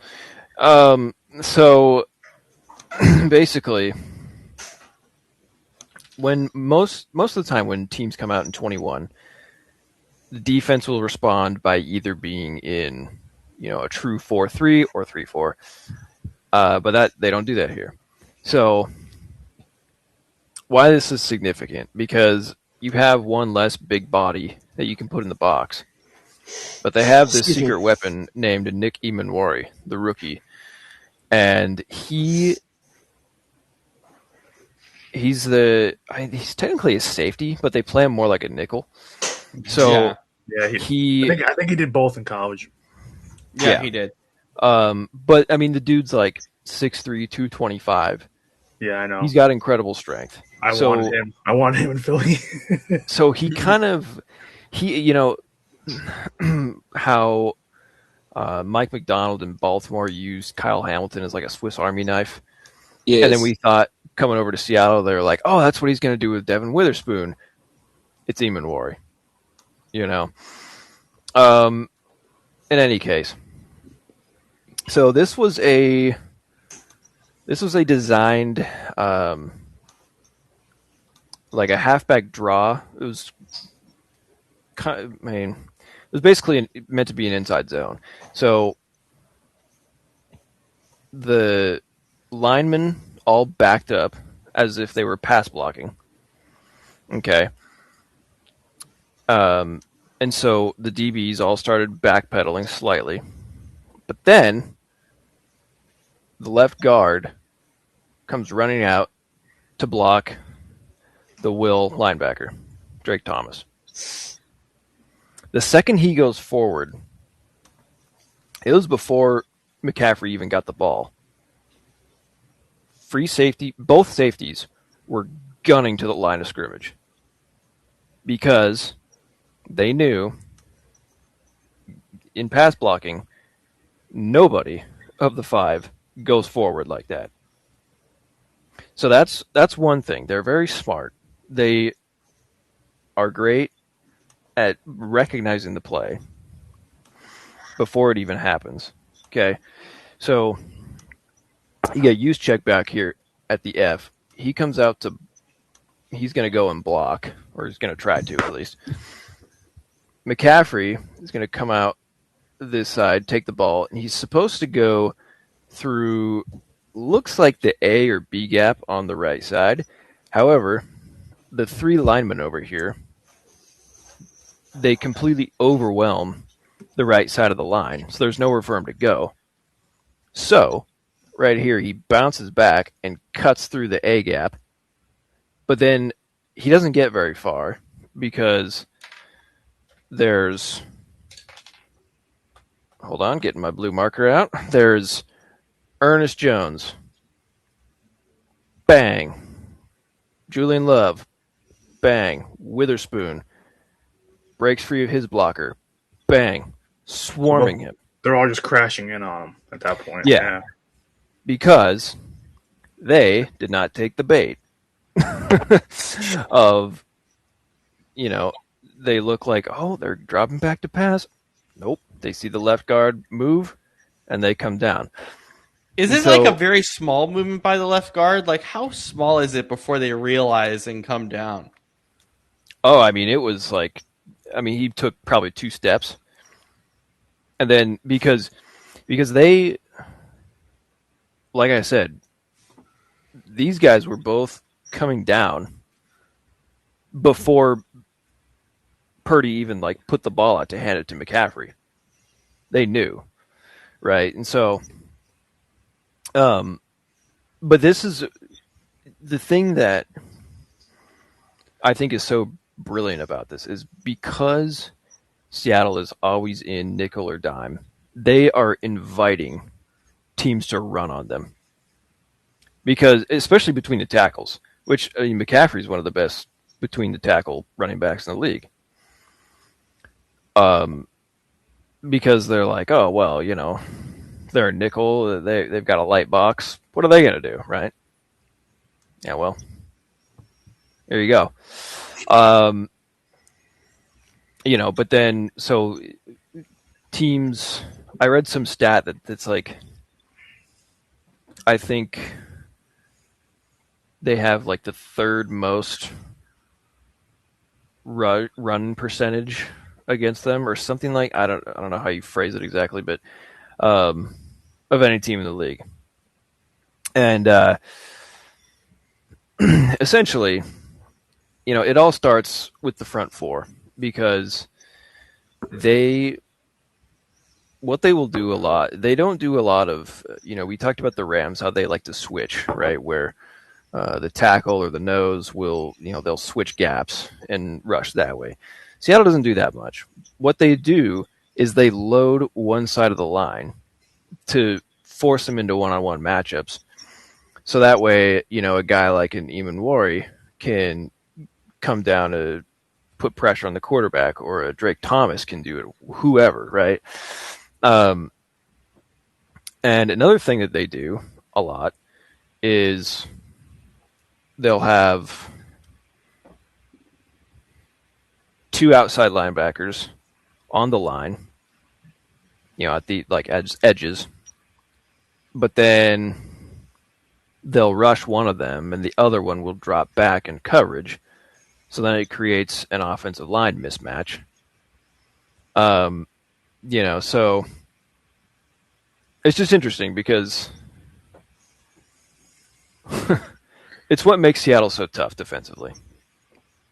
Because pre-snap, they look the same on every play. They've got 4 guys on the line, 2 linebackers, 5 DBs.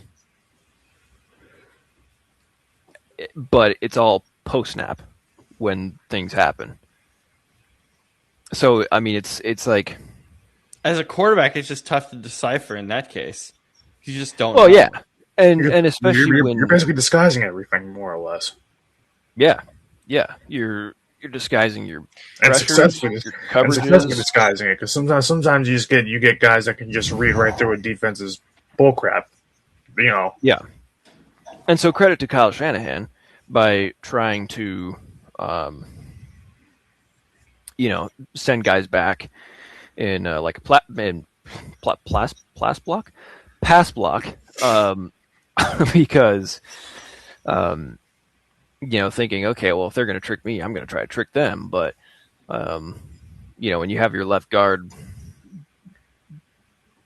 going out to block your weak side linebacker, I mean, kind of mitigates that, and they picked up on it right away. So, so that's part of the reason. There's many reasons that their defense works so well, but yeah. So that was just my favorite example of their brilliance and dominance last night. Anyways, yeah. All right.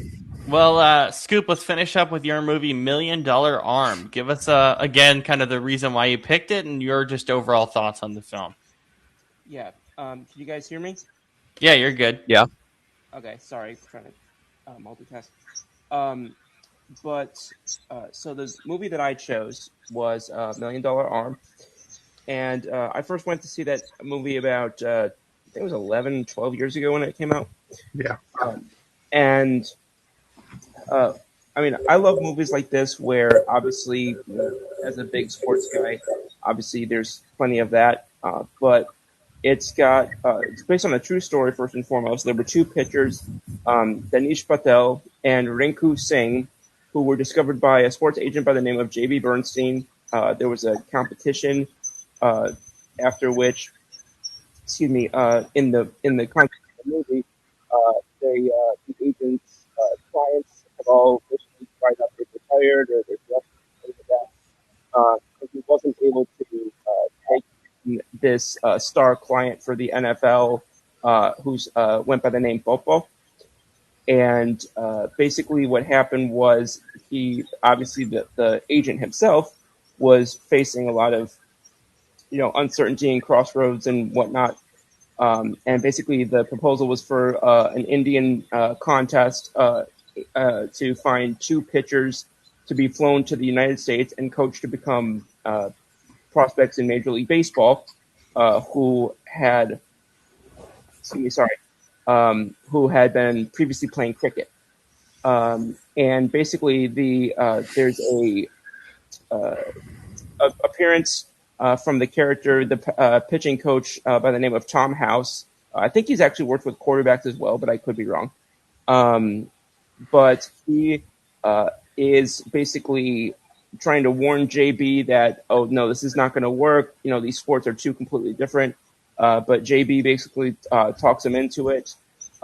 They do all these different things, and JB also at the same time is getting to know this woman Brenda, and basically there's this sort of crossover between not just trying to develop these guys as cricket players to pitchers, but also they're getting used to a new lifestyle. They're getting used to living in a completely different life, completely different world, completely different society. So kind of all these things sort of converging at once, both sports wise and real life wise. While you've also got this convergence of things for JB with his uncertainty with his work, with his taking on all these new responsibilities, basically taking these guys under his wing. And then also this, what ends up being this sort of back and forth with this woman, Brenda, as well. So a lot of these just different kind of overlaps, which makes it quite just fascinating. Yeah.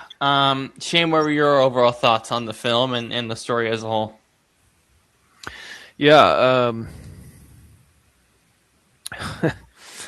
So I thought that we were. I won't be offended if you hated it. No. I was just gonna say I thought we were doing. You guys know this, but I thought we were doing right. The Town this week. But that's next week. My bad there. But you also watch every movie under the sun, so you weren't even worried about it. Yes, but I have already seen this movie, so and I still remember it quite well because I only watched it it's probably been less than a year. So yeah. So anyways, but yeah, no, I like I think it's I think it's a very inspiring, just real life underdog story, at its core, right? And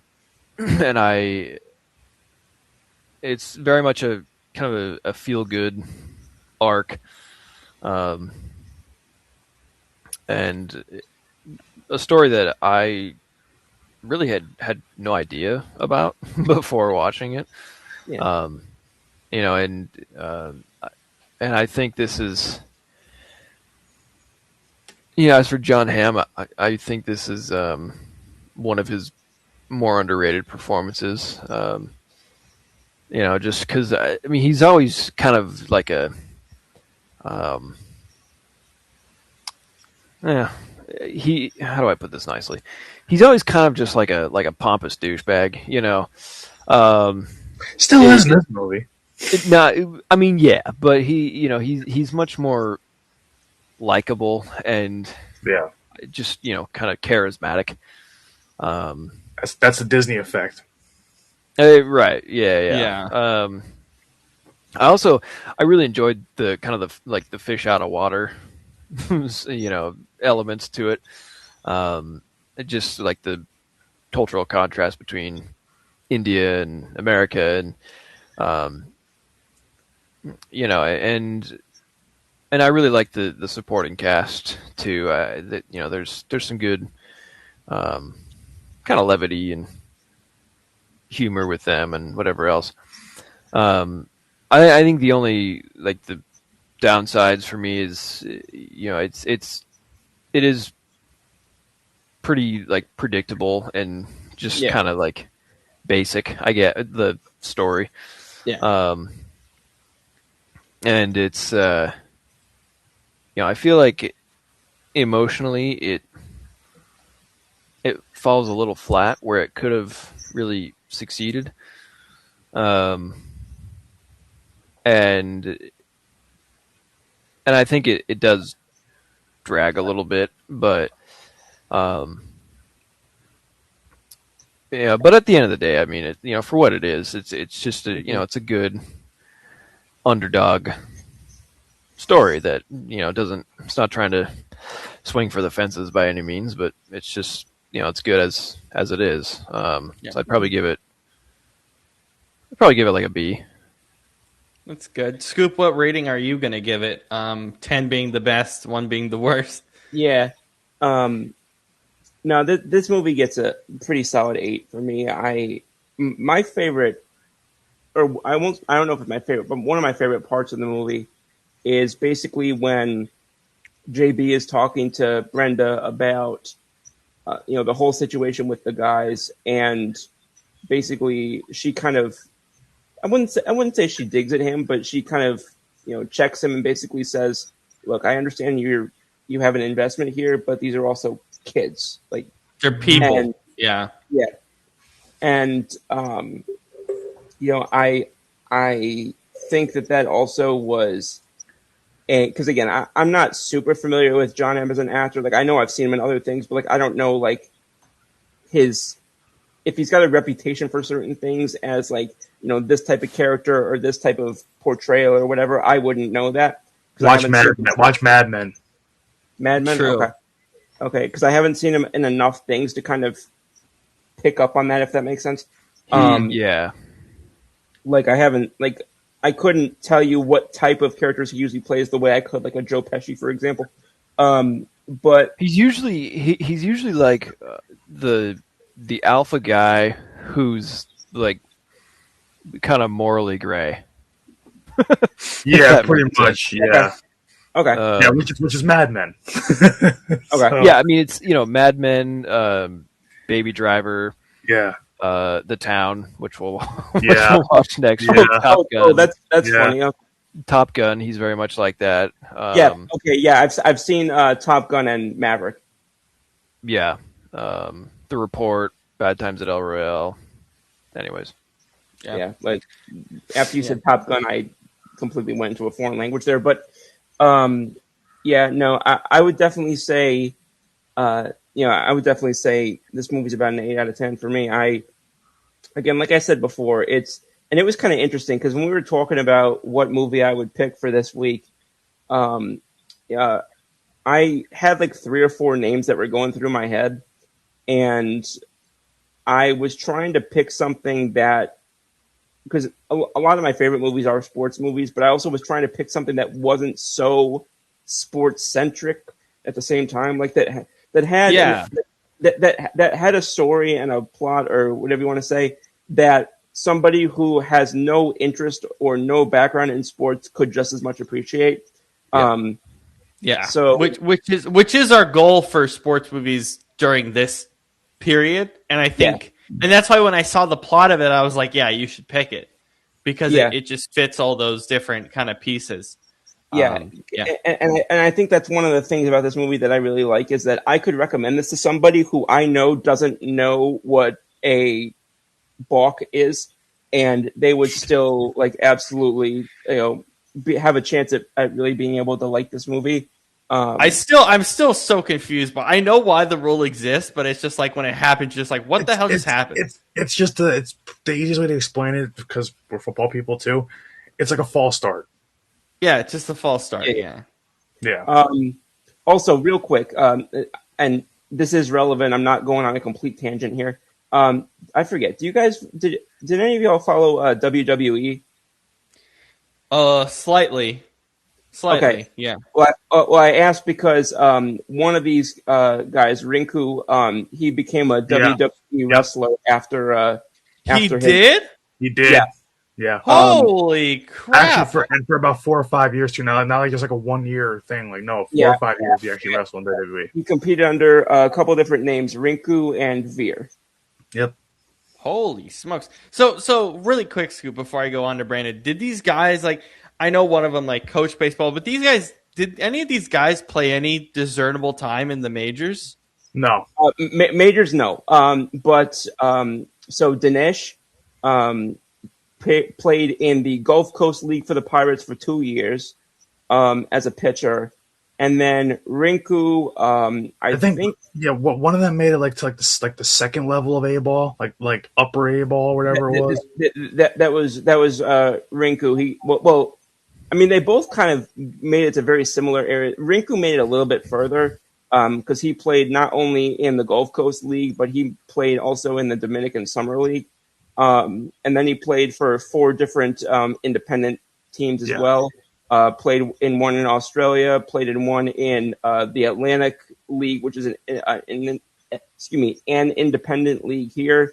He played for what's now the MLB Draft League, and then he played for another team that no longer exists in Australia. So honestly, that's still very impressive. Oh, That's absolutely. still incredibly impressive. Like he started in the Gulf Coast League in 2009. His last season was 2016. He got a 7-year minor league baseball career out of this. Yeah. That's pretty damn impressive. All right, Brandon, continue on with the film. See, now, other sports movies that we could have done, like, you know, would have been, like, too sappy. Like, I mean, this is kind of sappy a little bit, too, because it's a Disney movie, but still, like, I'm glad that you didn't pick, like, something like Rudy, Scoop. Because, like... which is total horseshit. Yeah, which is everybody yes. The 2 other movies at the very last minute that I was thinking of, along with this one, it was either going to be Invincible or it was going to be Miracle. Oh, but see, everybody... Miracle's a great movie, but I wouldn't have accepted it. See, it would have been too sappy. Yeah. But like, Eagles aside, Invincible is a great sports movie. I was just rewatching it the other night. It's a great movie. Well, I mean, we always do like a segment of sports movie. Well, we did this last year. We do a segment of 4 sports movies in August, right before the season. So keep that in mind. I can put that on the list. We did sports comedy too, because we did Major League one year. That might have been last year. Yeah, that's all that we did last year. So keep Invincible in your mind, Scoop, and remind me. I'll make sure to add it to the list right now once we get off air for that section. I love that movie, even though the historical inaccuracies bother the crap out of me. Yeah. No, I'll add it to the list. We can do a Philly sports movie. All right, Brandon, on this film in particular, go ahead. Yeah. I remember when this movie first came out, I remember seeing the trailer for it. I didn't realize at first it was a Disney movie because they didn't outwardly say it at first. And it's actually good because honestly, you kind of forget it's a Disney movie.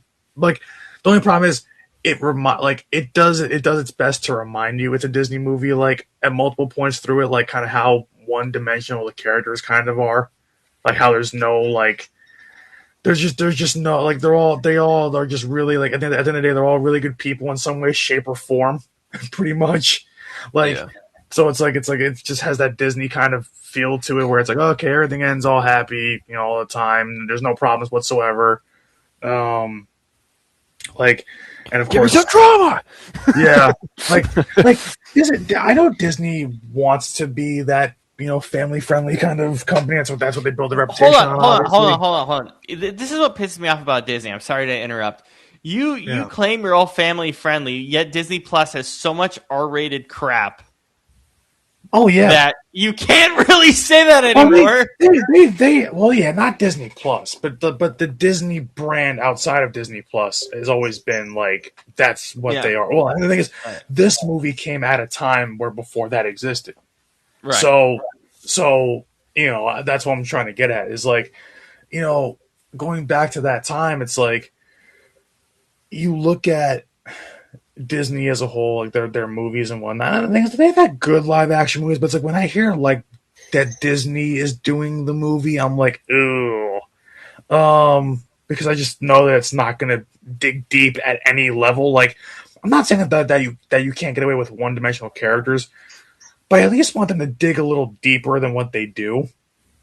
And they just don't, because that's just not what Disney does.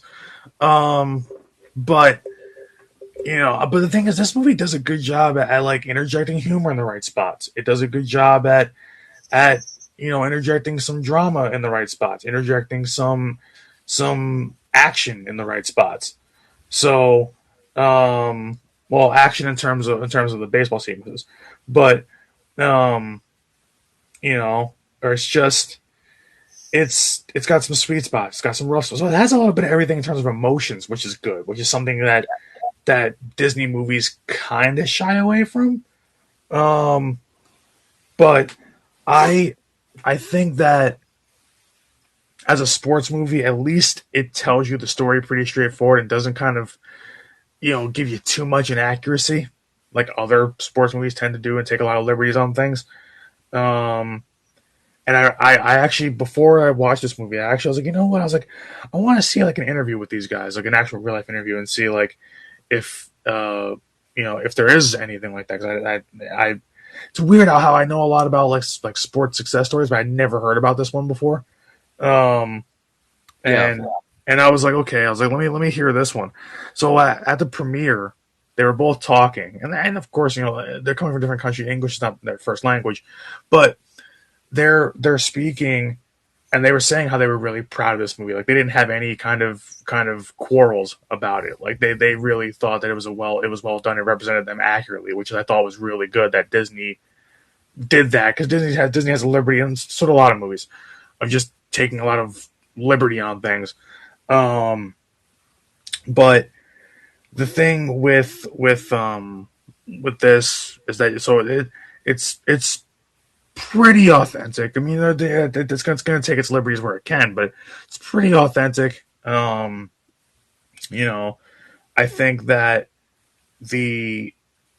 it's weird because as somebody who used to, if you've played baseball, you also kind of feel for the kids, like, because they're learning a whole new sport from a different country, but the first time you grab it, it's like when it's like, they might be 17, 18, 19 years old, however old they are, but it's no different for them to grab a baseball and be nervous and not know how to play than it is for a 5-year-old learning it for the first time. That you know what, and I'll speak on that because I'm learning baseball right now. Shane's helping me learn baseball. It's the same. Like I love it. I think it's so much fun, but it takes a long ass time. It takes a long time. Like it's a process. It's crazy how baseball is the one sport where if you get discouraged, you'll quit it like this. You can't get discouraged. You really can't. You just have to keep baseball is the one sport baseball is the one sport you can fail 7 out of 10 times and still be considered successful. Yeah, you gotta right here, like right in the studio room. I have the bag with all the stuff and the bat. It's still there, ready to go. Continue, Shane. Go ahead. And it takes time. Like, Yeah. I mean, how many times have we worked out for baseball? Right? Like 5-6 times now, probably. 5-6, yeah. And we're just now getting to a point where like he's getting more comfortable, like, catching the ball and then like transfer, which might sound stupid, but it's like it takes a lot of time. Yeah, because it's like for me and you, Shannon, like that's second nature to us. Yeah, I've been doing it 20 years. Yeah, I haven't played organized baseball in almost 15. Well, pretty much close to 13 years, and because I stopped playing after Little League, and I wanted to continue. Well, the politics of my town kind of forced me out of it, but I always wish I would have stuck with it in some capacity, and I still wish I could play to this day. It would take a lot to get into shape, which it's not making an excuse. Regardless, but baseball for me, I can play it tomorrow, and it's like I never left. It's like riding a bike. I just know how to do it. Yeah.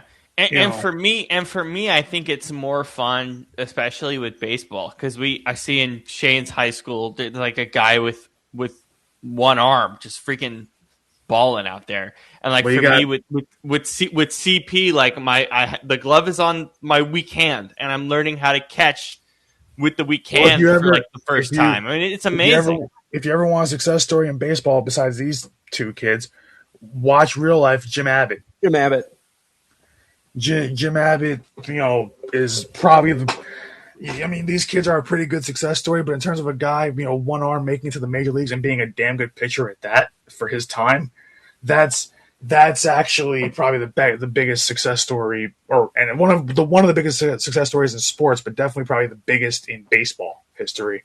But when it comes to this movie, though, it's like, so you understand these kids being nervous for that big tryout at the Major League Scouts, which I'm also happy to see some cameo appearances like Ken Rosenthal, Bob Nightingale, Yeah. those guys Yeah. in the movie. Even though I have my beef with Bob Nightingale, guy's so just Oh, he not credible. ba- Um, if you ever want if you ever want to know if something's going to happen, if Bob Nightingale posted about it, you can pretty much bet it's not going to happen. the opposite will happen. Yeah. I Um, always think back to when Nightingale reported. You guys know this. It's the most famous one. Judge to the Giants, and then it got debunked like 2 minutes that was later. Heyman. That was John Heyman. That was That was Heyman. Heyman. Holy Heyman, crap! and Heyman had the famous typo arson judge.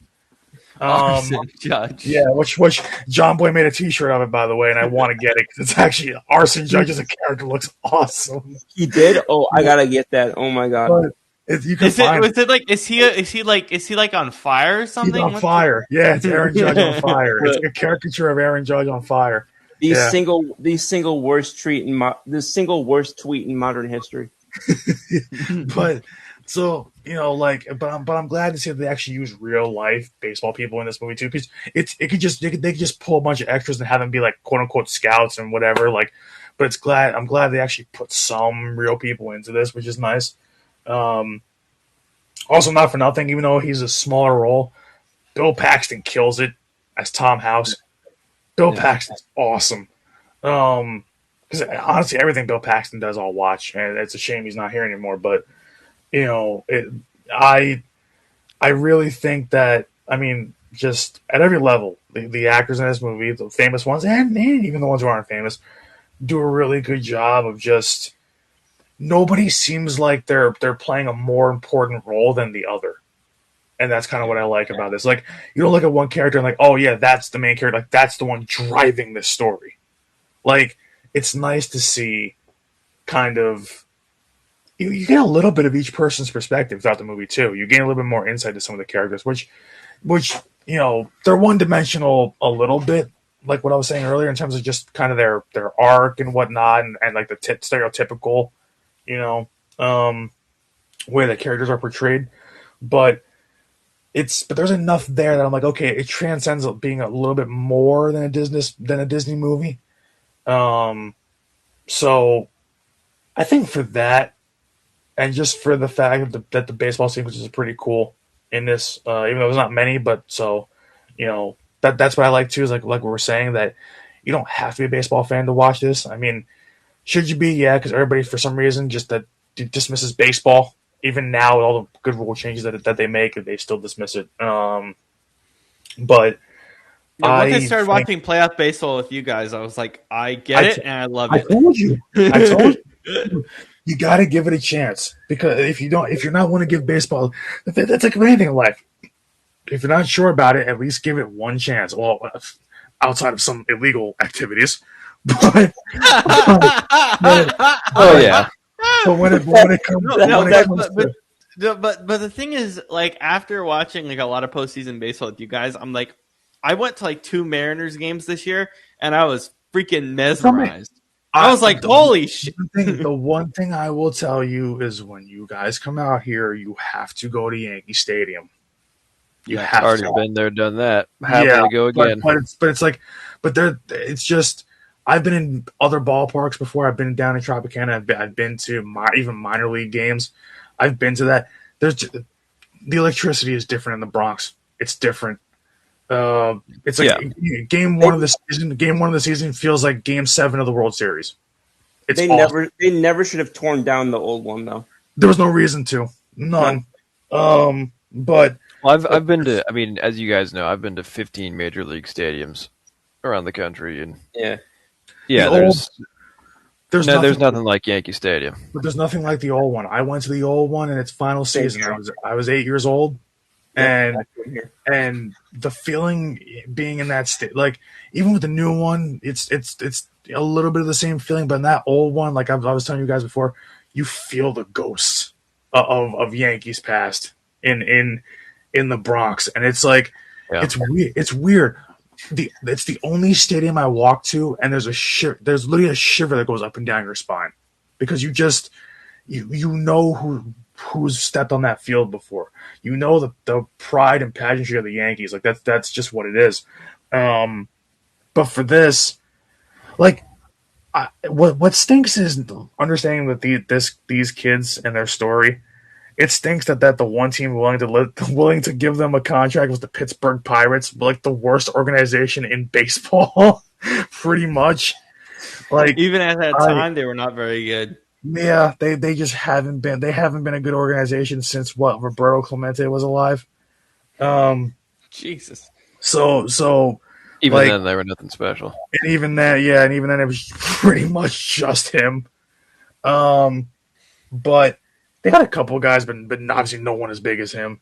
But it's so I wonder what their career could have been had a couple other teams at least given them a real look. But I think for this movie as a whole, I'm not gonna give it an 8. I don't think it was that good, but I think 7's a little too hard on it, so I'm gonna say 7.5. I like it. It's a movie. I'd probably go back to, and it's a movie you could watch like with anybody. Like like it's not like that family friendly like G-rated movie. Oh yeah, everybody can watch it from toddler on to 100 years old. It's like it's not that kind of family friendly. But when I say family friendly, I mean like you can watch it like with kids, you can watch it with teens, you can watch it with and everybody kind of just walks away after that feeling okay, it's a good solid movie. So I like it. Yeah. For me, it's a great reminder that, because for me as a cinephile, I will always go to movies that I know are like at least 9, like 8, 9, 10. Yeah, At least 9 or 10. It's just a good reminder that not every movie tries to be the greatest movie of all time. They just want to tell a story. Doesn't have to be. Yeah. It doesn't have to be for it to be fun and good. And it is pretty basic. And by the numbers, I watched the movie pretty fast because I was like, I understand what's going to happen here. I understand what's going to happen here, this, that, and the other. But it's a 7 because it's just fun. Like it's a great palate cleanser from all the difficult movies we have watched this year. We beat each other over the head this year with these just tough movies. Like, so it's just a great palate cleanser for that. But no, this was just a great palate cleanser for that. Before we go, Scoop, I have one more question about the actual people in this movie. Is it true that they never played cricket? Did they actually screw that up? Hang on. Say that again. Sorry. No, my apologies. So when there's a line in the movie where because originally they were trying to get cricket players to play baseball. Is it true that these two future Pirates pitchers at the time never actually played cricket? Is that actually true? I gotta be honest. I'm not 100% sure. Because to me, I would imagine they wouldn't put that line there if it wasn't true. And I was like, wow, they actually royally screwed up. No, at least Singh, because Singh also, he didn't just play cricket when he was younger. He also threw javelin. Okay, so the javelin thing helps. And the other one was field hockey. So okay, so yeah. So they at least had some sort of sports background. Right, yeah, I mean, but not like strictly cricket. But not throwing a ball. No, not just not cricket. Bowling. He did both cricket and javelin. Yeah. I just thought that was funny that they were like, we're gonna get the most famous cricketer to play baseball, and they just got these guys, and it worked out, which is great. But yeah, no, it's a 7 for me. I really enjoyed it. The Town next week is going to be it's not technically our grand finale because Pro Bowl week we always do like a dumb stupid movie, and Shane said we should do Sharknado, so that's what we're doing. Hell yeah, we're watching Sharknado. Because when did we do? I don't think anything's ever going to top Who Killed Captain Alex, though. I was going to say we did that last year, didn't we? We did Who Killed Captain. You know what? I still want Scoop to watch that movie at some point. We're gonna do a get together. We're gonna watch that. Still the that movie is fantastic. So we have to do a watch. We have to do a proper watch along for that, though. We should get a group together and I can record it because it's the way in which us watching it is so funny. Like it's just too good. I mean, when the three of us died watching that movie, when you guys got me to watch it, I was like, "Oh Jesus!" And then halfway through, you're like, "This is the greatest thing I've ever seen in my life." Yeah, I know because I'm like, the fact that this is even being made is a testament to just the dedication of the people in it. Yeah, so you know what? We might do that. We might do that Pro Bowl week. We just might make Scoop watch it, or maybe like during the break. So Okay. Scoop, Who Killed Captain Alex is a movie. It's Uganda's I would first hope action it's a movie. God, let me finish, damn it! Let me give him the background, for God's sakes. No, I'm kidding. So it's a movie, yes. It's Uganda's first action movie, and with a budget of it's $200. $200. And the not best even a part joke. is, it's not even a joke. So, as the story goes, the version that we watch, which is the best version, is a director's cut version where the director goes, "Who killed Captain Alex, man?" like every 5 seconds. Uganda's first action film. he It's just so random. he just has this commentary the whole time. And It's so funny. Like It's so funny. there's like subtitles for what the characters are actually saying in the movie, but it's it's like they're talking about. There's one scene where they're talking about the German tourists that visited last week. And he's It's like, what? and they're like, and there's people cooking something in the pot. So the director they're having a totally different conversation in the movie. But Yeah. the director in the commentary is saying, "What are they cooking? They're cooking the German tourists." God. it's just like, what? It's I the just- narration I just- makes it funny. I just searched it up. It says it gained viral notoriety for being a no-budget action film produced on a reported budget of under $200. Although producer Alan Hoffmanis later stated the production value was in fact $85. So it's under makes sense. $100. You know, Yeah. and you know what's also funny is they made a second one, but it flooded. They had a huge flood, so the hard drive just went away. So we don't. What I don't understand is like the hard drive that the film was on was destroyed in the flood. now what I don't get is you can film a movie on like iPhones nowadays and it can cost nothing. They're in damn Uganda. What do you mean? This was like before cell phones had good But- It was cameras. before cell Sure, phones. Yeah. But hear me out. What was the $85 production cost for? Paying the Probably actors. costumes. No, I was like, you should make $1 off this movie? they weren't big. No, it wave was George like Washington in front of their face and be like, here, take it. no. It was for like probably costumes because they have some military uniform and like the weapons they carry around, stuff like that. It says here, it says Nabwana shot the film in January 2010 and edited it using a computer he assembled from old parts. Excuse me. Actually impressive how Yeah. they did this, not going to lie. The film No, it really is.